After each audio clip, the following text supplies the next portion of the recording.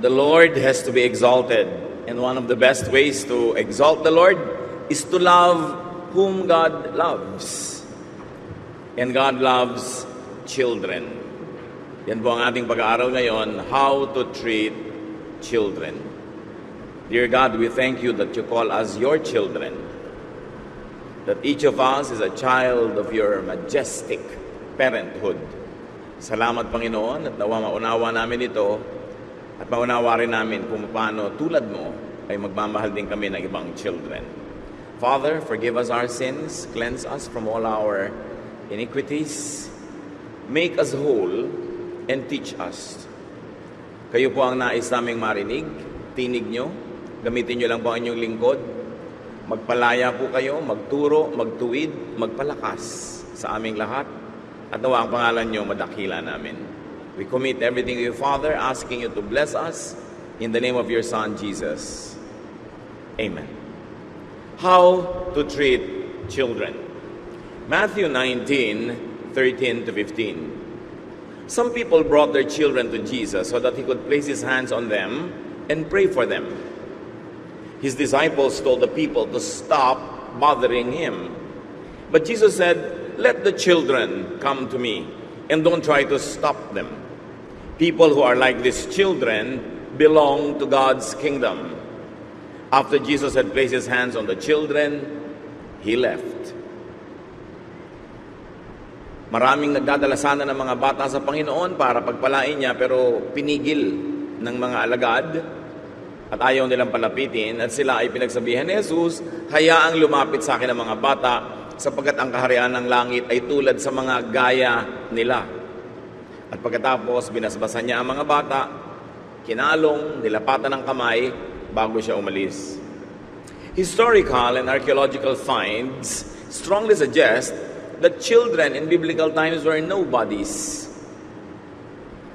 Hindi masyadong pinapahalagahan ng mga bata noong unang panahon. Hindi tulad ngayon na halos ang Panginoon ng mga tahanan ay mga bata na. Pero noon, halos binabaliwala. In fact, children got served as offerings, as sacrifices. Not only to pagan gods, but also unbelievably even to Yahweh. Matatandaan natin that Isaac was to have been offered by Abraham. Nakarecord yan sa Genesis 22:1-19. Mga bata, iniaalay sa apoy, sinusunog bilang offering sa religious activity. Children got sacrificed very, very easily. Tulad ni Jephthah, isang mandirigma, made a very careless vow and had to kill his young daughter just to technically fulfill it. Nasa Judges 11:29-40. Sabi niya, "Papanalunin niyo lang po ako sa digmaan na ito.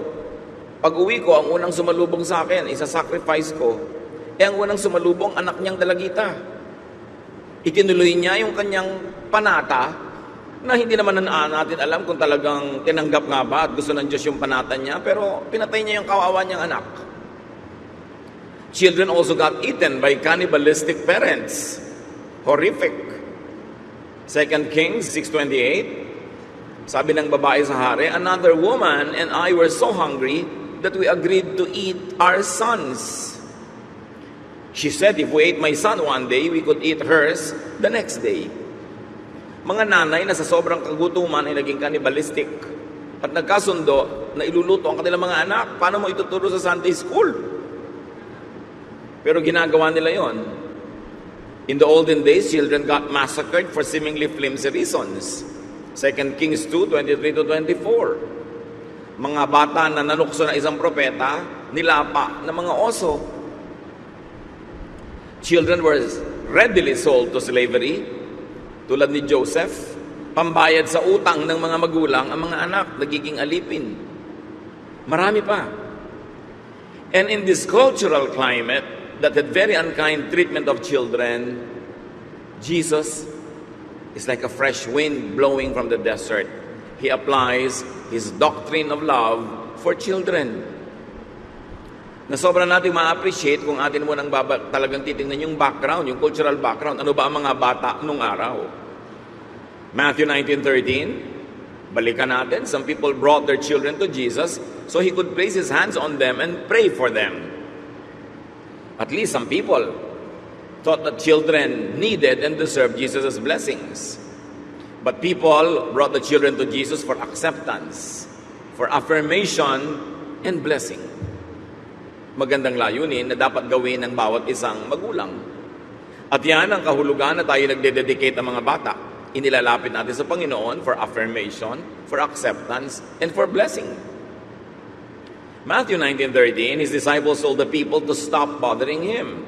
Of all people, the disciples were keeping Jesus' love inaccessible, unreachable to children. Sa halip na sila pa ang magdala ng mga bata sa Panginoon, sila pa ang sumasagabal. To them, such requests were bothersome. Abala lang. Even now, many disciples treat believers and other followers as unwanted baggage. Parang abala sa pagiging busy, abala sa ministry, forgetting that the people are really the focus of ministry. Matthew 19:14, but Jesus said, "Let the children come to me and don't try to stop them. People are like these children, who are like these children belong to God's kingdom." Jesus rebukes his overzealous disciples and teaches them not to hinder children from coming near him. Interestingly, it's not only children, but also children. They should not be prevented from getting close to Jesus. They are to be led and allowed to know the real, loving Jesus. Sabi ni Lord kasi, the kingdom of God belongs to those who are like these children. Hindi ibig sabihin lang to these children only, but to everybody else who have the qualities of these children. Childlike, trusting, innocent, dependent, weak. Sabi ni Lord, the kingdom of heaven belongs to people like these children. So, dalawa ang meaning, yung children themselves and people who have the qualities of children belong to heaven. At yun ang dapat na ipakilala natin sa mga bata, yung Jesus na mapagmahal, mapagtanggap, maibigin. Hindi yung panakot na Jesus. Maraming mga magulang tamad magdisiplina, tinatakot na lang ang mga bata. Magagalit si Papa Jesus pag ginawa mo yan. Pati nga pastor, ginagamit na ganyan. Ayan na si pastor, magagalit sa'yo. Ginagamit nila yung mga iba na panakot. Mga tamad magdisiplin yung ganon. If you have to scare your children into being disciplined, that's a lazy way of parenting. Religious instruction should present the real Jesus of the Gospels. Not a Jesus that's always angry, not a Jesus that's always out to punish people. A loving Jesus is what the children and who the children should know. People who are like these children, sabi niya, belong to God's kingdom. Very interestingly, Jesus expands the application of His grace to all other persons who, like those children, are marginalized, trivialized, weak, voiceless, abused, oppressed. Sabi niya, lahat ng tao na tulad ng mga batang ito ay kinakasihan ng Panginoon at para sa kanila ang paghahari ng Diyos. So mga taong hindi lang bata, kundi tulad ng bata ay naaapi, nababaliwala, hindi pinapansin, walang tinig, parang walang karapatan. Sabi ni Jesus, sila ang gustong lingapin at kalinghain ng langit.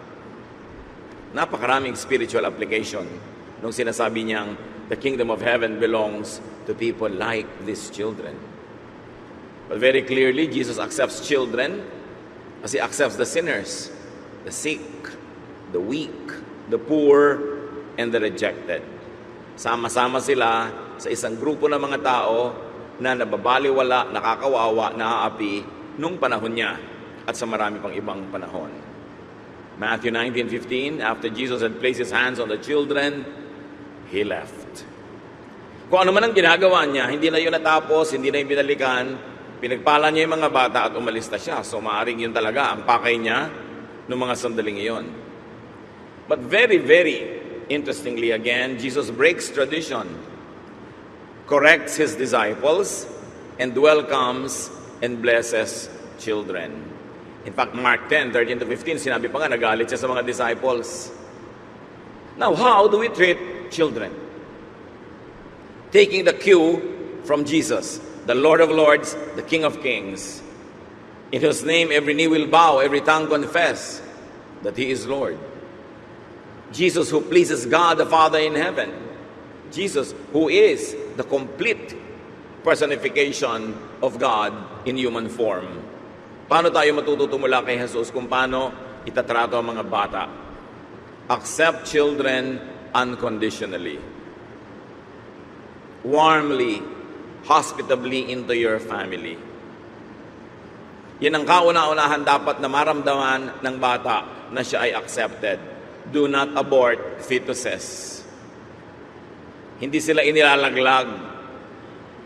Hindi dahil unplanned pregnancy, nagkamali ka, lasing ka lang nun, tapos bigla ka nagdalang tao, tapos ilalaglag mo. Anong kasalanan ng bata doon?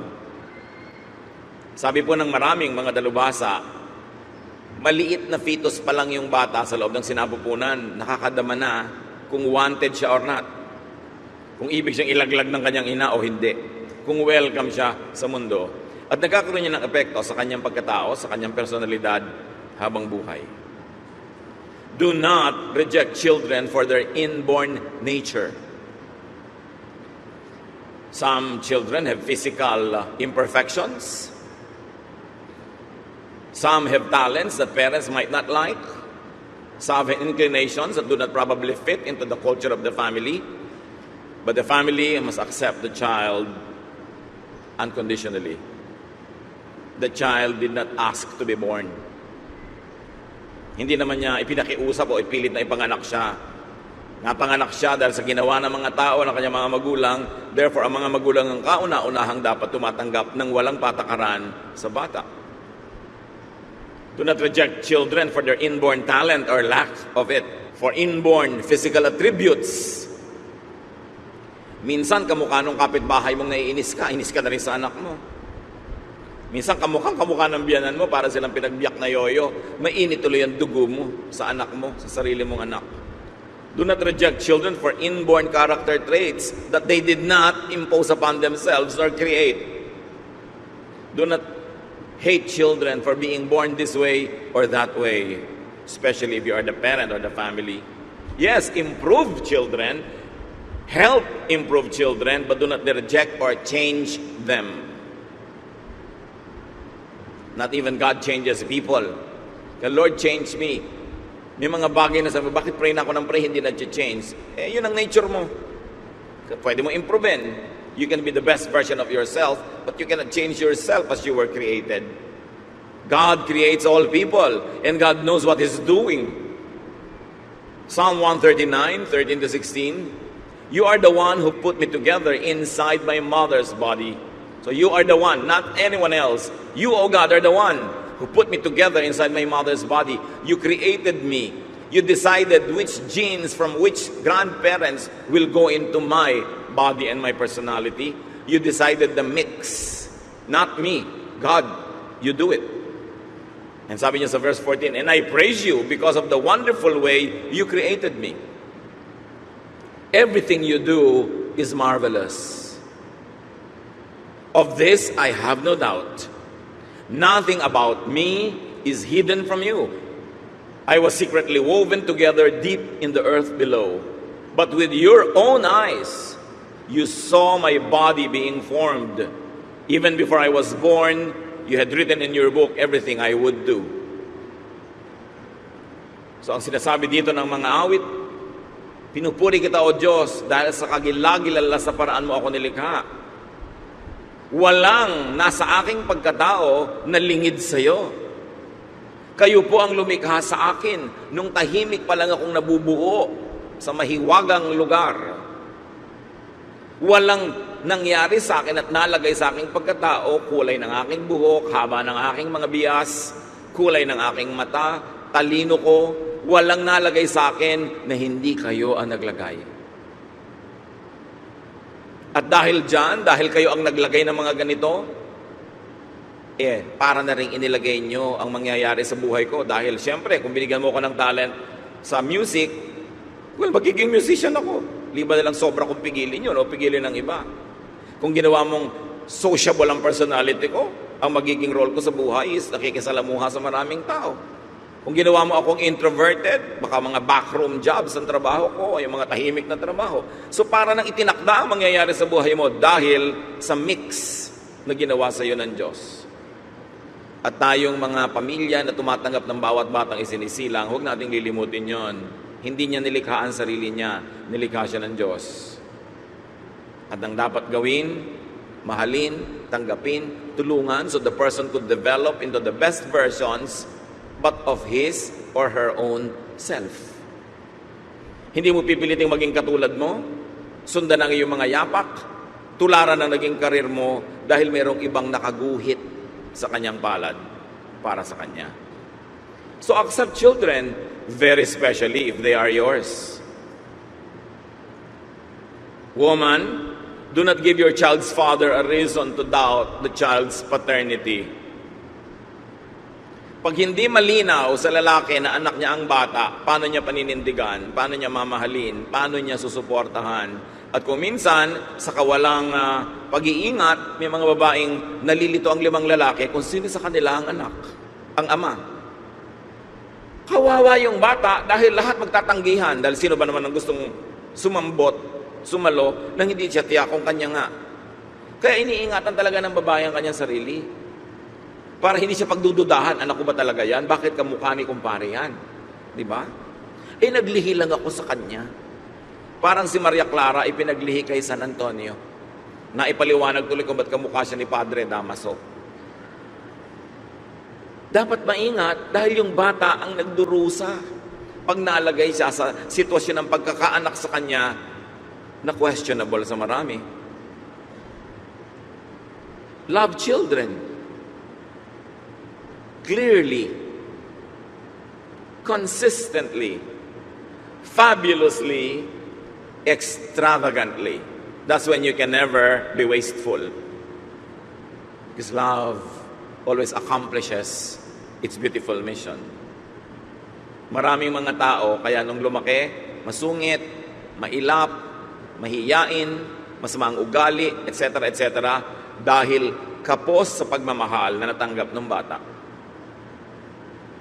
This feeling of not being loved enough while a child could haunt a person all her days, all his life. Yung kulang sa pag-ibig na hindi natanggap ng bata habang bata, napakahirap punan o takpan pag adult na siya. At napakaraming mga tao, dysfunctional yung character, mahirap pakitunguhan.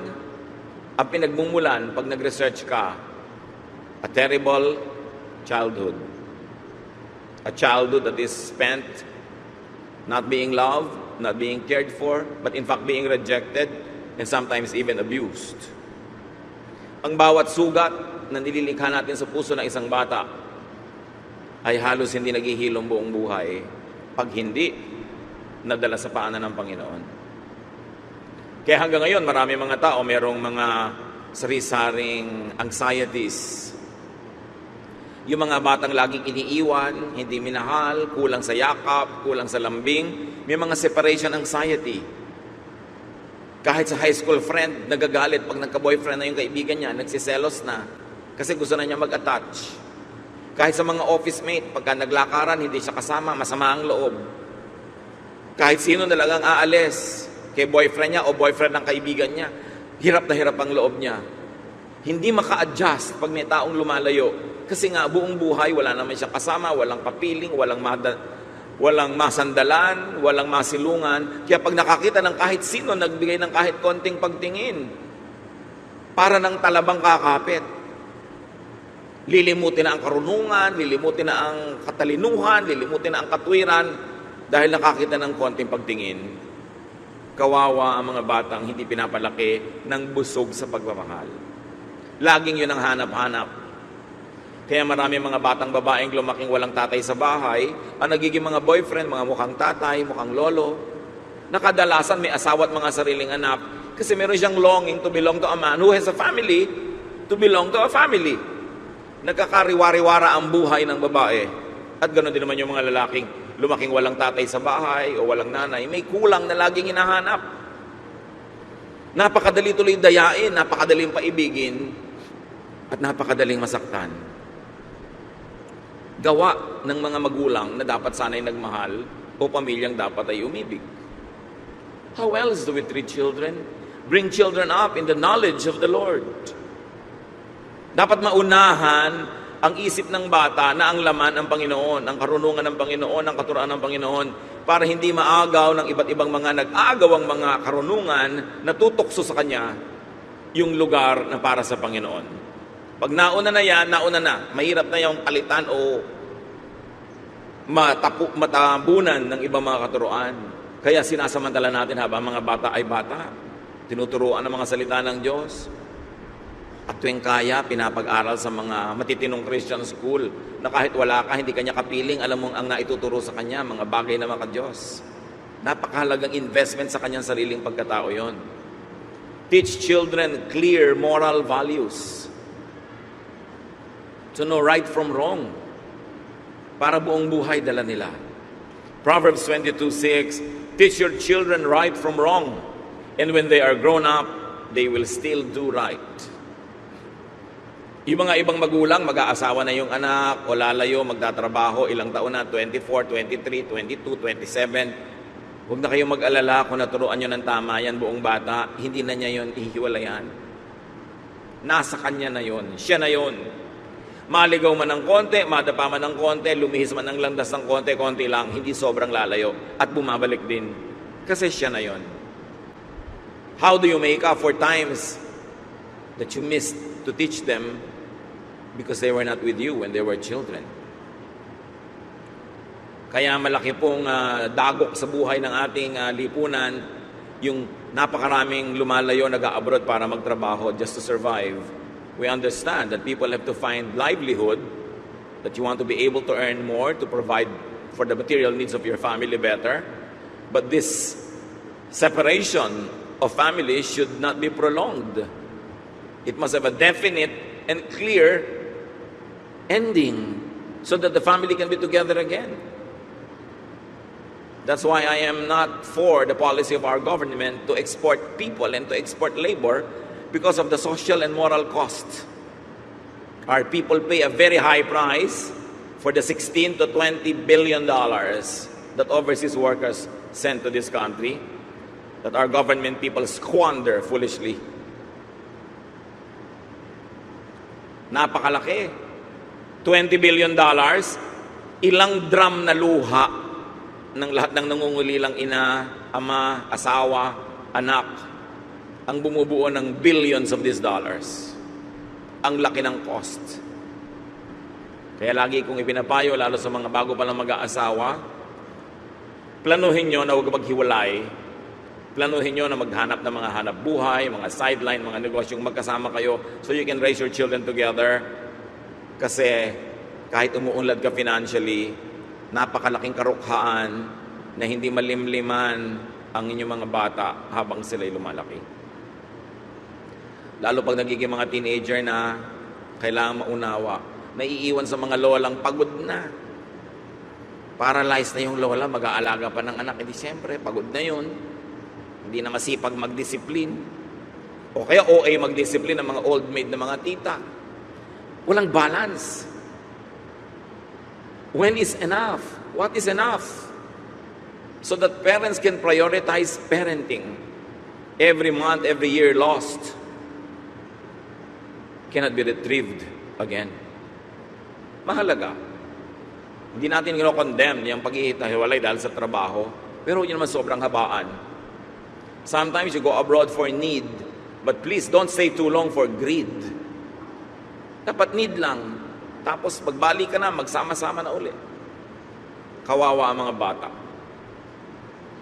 Kumisang tuloy, to compensate, these children are spoiled. They are given all the material things that could be bought by money, and these children never learn contentment. So nakaka-breed tayo ng mga monsters kuminsan. Siyempre, discipline ang kailangan sa bata, pero founded on, tempered by, and flavored by love. Hindi discipline lang without love. O hindi lang love without discipline na ginagawa mo. Pag 1 month ka lang a year na nandito, puro na lang love, wala nang discipline. Dahil baka lumayo pa loob sa'yo, isasandali ka lang nandyan. Kaya kulang sa balance. What are the best gifts to children? the gift of unconditional acceptance, the gift of a good example, the gift of feeling loved, and of course, the gift of being brought up in the knowledge of the Lord. Sabi naman ng iba, paano po yung discipline na sabi sa Bible, kailangan paluin ng bata? Proverbs 13:24, he that spareth his rod, hateth his son.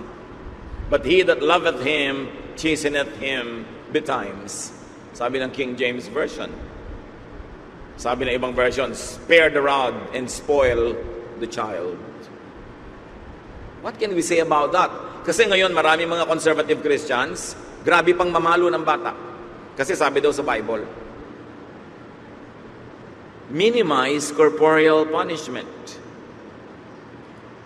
Sa pagbabago ng panahon at sa pagdaan ng marami mga bagay, huwag masyadong maging literal sa pagsunod ng napakatatanda ng mga kaugalian. You know, physical punishment is so Old Testament. Pero hindi po ba dapat nating sundin ang Old Testament? Kasi po, Bible yan. Di sundin mo rin ang Leviticus 20 verse 9. If you curse your father and mother, you will be put to death. Biblical din yan. Pero siguro naman, kahit anong ngayong pagiging pasaway ng bata, hindi mo pinapatay, no? Hindi ka tulad ng araw, babatuhin ang buong baryo para mamatay. So hindi ko mo nasa Bible, buong-buo mo nang lulunukin ngayon.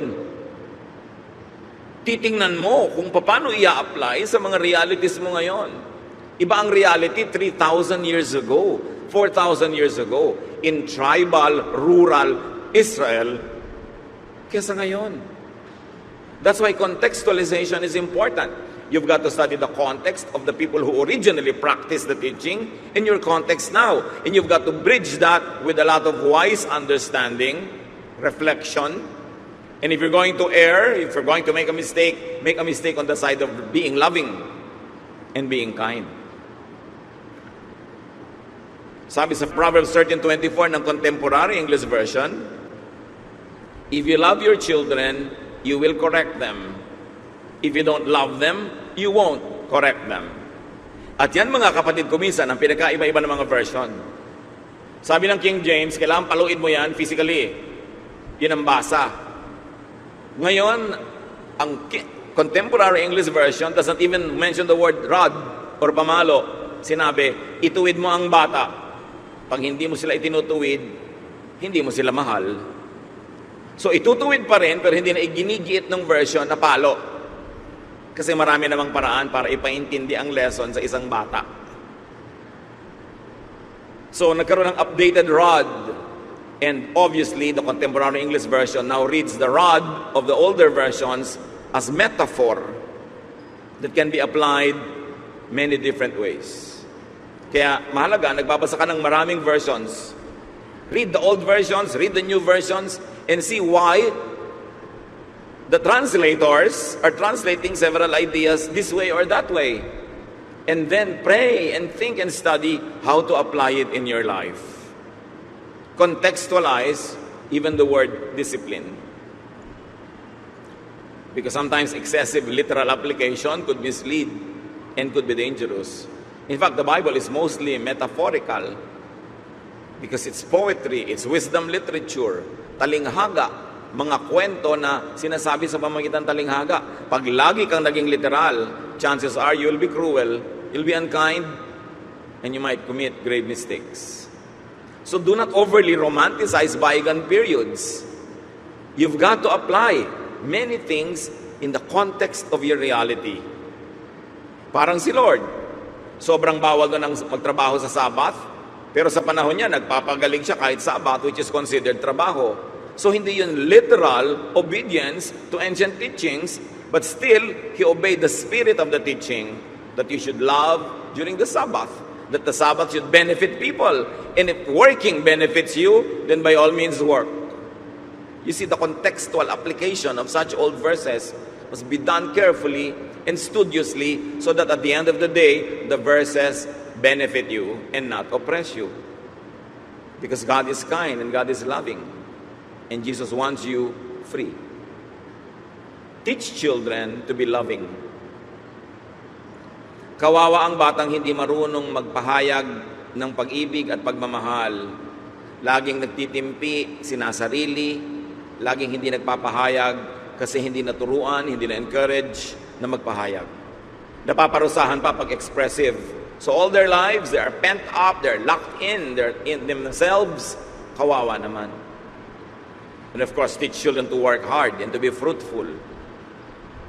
Do not reward laziness.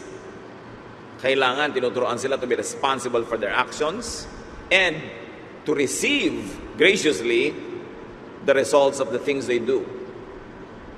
And of course, teach children to relax and enjoy life. Life is a gift of God to be enjoyed. It is not a problem to be solved. Sa pagpapalaki natin sa bata, makikita natin kung anong attitude niya paglaki.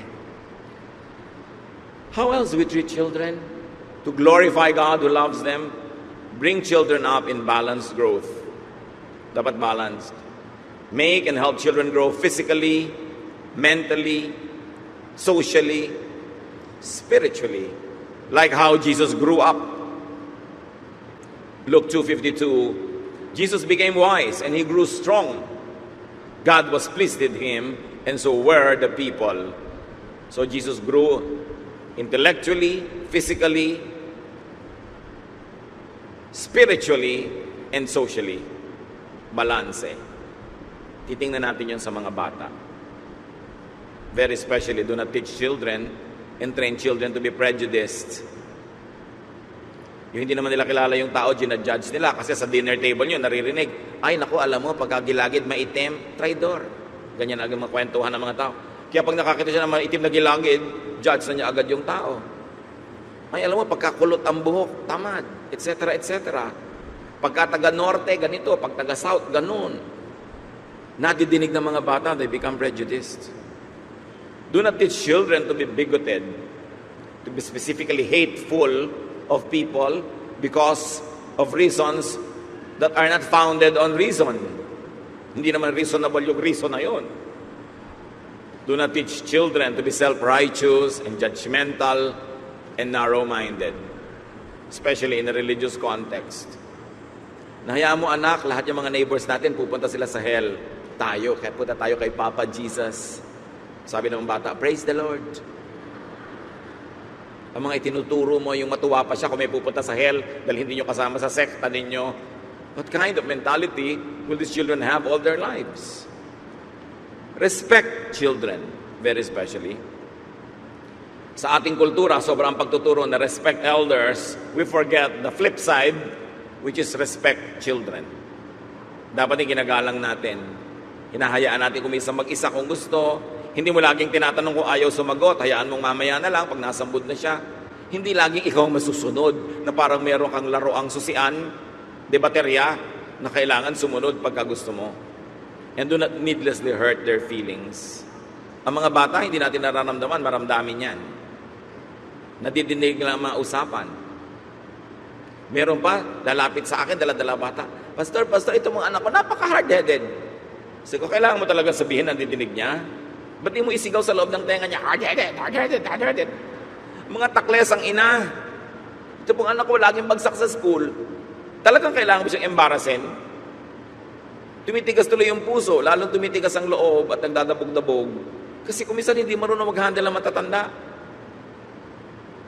And do not abuse children, verbally, physically, emotionally.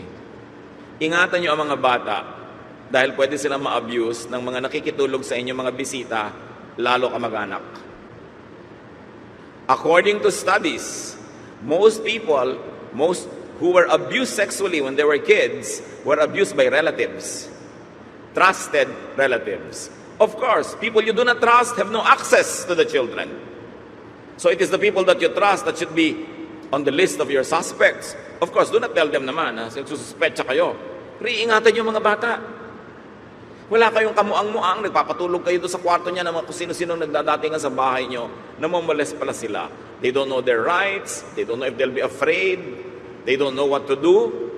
Walang kamuang-muang ng mga magulang. Ingatan nyo ang mga bata sa mga teacher, mga overnight camping, mga overnight parties. At kung minsan, kahit sa mga religious leaders and counselors, na-abuse sa mga bata. Huwag kayong parang natutulog sa pansitan na nakatungangan, nanonood ng hangin. Be alert when adults are with your children. At tuturuan nyo sila, anak, pagka merong hihipo sa'yo dito, may hihipong ganun, may halik sa'yo, huwag kang papayag, kahit sino. Kahit sino. Kahit ka mag-anak natin, sumbong mo agad, pagalitan mo agad, huwag kang papayag.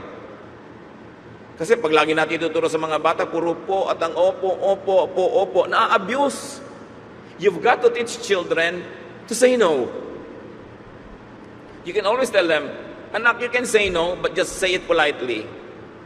You may disagree with what is being told you, but disagree politely and nicely. You don't always have to obey everything. Kasi sa pag-obey nila ng mga demented, mga calloused, and mga abusive adults, napapahamak sila. Kawawa ang mga batang hindi naturuang tumanggi, pumalag, o maghindi. Minsan buong buhay nila sila'y naapi. At naapi na, hindi pa malaman kung paano tatanggi kasi hindi naturuang tumanggi. It's part of good training because there is so many things in this world that we have to refuse. Train the children to refuse. Nicely, politely, but firmly. Especially, teach them the basis of what to refuse and what to accept. Right from wrong. And of course, do not exploit children. At kung matatanda na tayo ay tinutulungan ng ating mga anak, do not be abusive in dependence and expectation. Maraming mga anak na hindi na makapag-asawa, hindi na makagawa ng future, hindi na magawa ang gusto nila dahil dumagan na sa kanila yung buong pamilya. Do not exploit and abuse, especially when they're already earning money. 2 Corinthians 12:14, parents are supposed to take care of their children. Hindi laging sila pa yung pabigat. Sila yung hadlang para matupad yung mga pangarap ng kanilang mga anak. Progressively set children free. Mula nang naputol ang pusod ng bata, mula sa sinapupunan ng kanyang ina, nagsimula na yung kanyang journey na maging independent. Mga ina, kung gusto ng Diyos na lagi inyong kabuntot ang anak nyo, dapat hindi nalalagot ang pusod. Can you imagine kung 7 anak nyo? Nilalagot ng Diyos ang pusod bilang kauna-unahang act ng pagsilang dahil yun ang kalooban niya. Tapos na yung role mo na 9 months na diretsong sa'yo nakakabit si bata. Ngayon, magpapasuso ka naman, mag-aalaga ka naman for several years and then titigil na yon, iba nang kakainin niya, solid food na. In other words, progressive freedom ang ibinibigay natin sa mga bata. Hindi natin kokontrolin forever. We let them free to be themselves, to develop their natural gifts, to pursue their dreams and aspirations, and to love who they want to love. Hayaan ang mga anak na umibig ng iibigin. Hindi tayo mamimili. Hindi naman ikaw ang sisiping. Hindi naman ikaw ang sasama. Tapos sobrang makialam. Siyempre magpayo. At mga anak makinig sa payo. Madalas ang mga magulang tama. Hindi naman lagi. 99% of the time lang. Diba? Na pag may kinukutuban sila dun sa gusto nyo, makinig kayo kasi merong antena ang matatanda. Alam nila kung disaster ang papasukin mo. Na ikaw naman hibang na hibang sa pag-ibig, di mo kita yon. Later na lang, sasabihin mo, tama pala ang nanay. Huli na, naanakan ka na ng 4, di ka pa napapakasalan. So, tama pala ang nanay. Makikinig kayo. Pero mga magulang, nagpapayo lang tayo, huwag tayo magdikta. At the end of the day, you allow them to love who they love. Ganun ang pagiging magulang. At hindi mawawala, pinakamahalaga, pray for children. Laging pabaon nyo ay prayer, laging ang padala nyo ay prayer, prayer, lagi. Iba pa naman ang kapangyarihan ng panalangin ng magulang. Galing talaga sa pusong tapat ang pagmamahal doon sa bata. How children are loved or unloved underloved at childhood could have lifelong effects. Madalas ang ugali natin sa buong buhay, nabuo nung mga bata pa tayo, at binuo yun o sinira kung gaano tayo na mahal o hindi na mahal. So love children. Sa atin na lumampas sa childhood ng ating mga anak, lumampas sa pagiging bata, hindi pa huli ang lahat. Pwede pa nating ituwid kung meron tayong na-realize, naliko sa ating paraan ng pakikitungo sa ating mga anak. At mga kapatid, kung meron sa atin na biktima kayo, na nung bata kayo, you were maltreated, or you were abandoned, you were neglected, you were harmed, abused, forgive. Hindi nyo naman kailangang dalin buong buhay yung sugat ng nakaraan. Kayo din ang lugi kung laging sasamangin yung loob, kikimkimin nyo ang galit, di kayo magpapatawad. Kahit saan kayo pumunta, anumang oras, dalan nyo yung asido na yon na sumusugat pa rin sa inyong puso. Magpatawad tayo sa mga nagkamali sa atin ng bata tayo, sa umabuso. Yun lang ang choice natin to recover. The other choice is to continue being angry and bitter and to continue to be damaged. Kahit ano pa ang pinagdaanan natin, the Lord can restore us. The love of Jesus can heal us. And the power of God can set us on the path that we should take. Patawarin nyo na yung mga umapi sa inyo noon. Yung mga laging galit sa inyo. Kung may nag-abuse, patawarin nyo na. Kayo rin na mahihirapan kung dadalhin nyo pa yan one more day. One more week, one more month, one more year.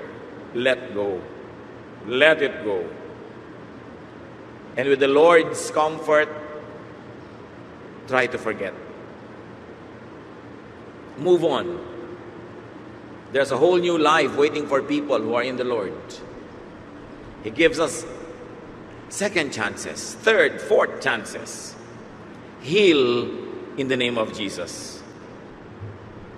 Dear God, we thank you for freedom, that even people who had been chained to some wounds of the past can be free today by the power of your Son, Jesus.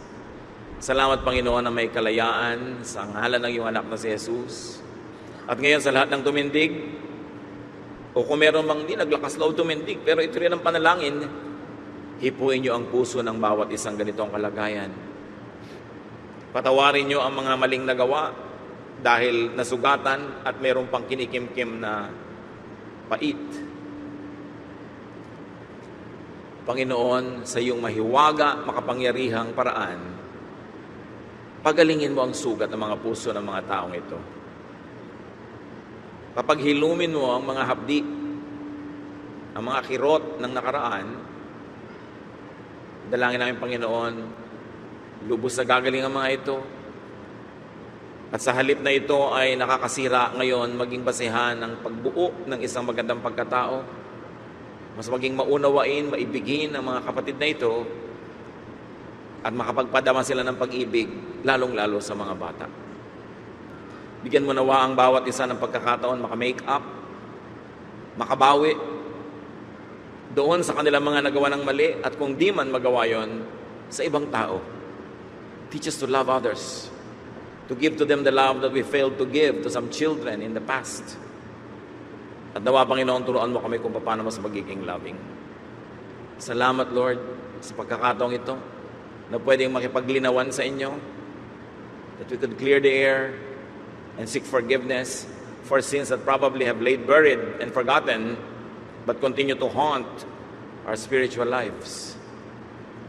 Pawiin niyo po, Panginoon, ang mga sumpang sumama sa paggawa ng mali sa mga inosenteng bata.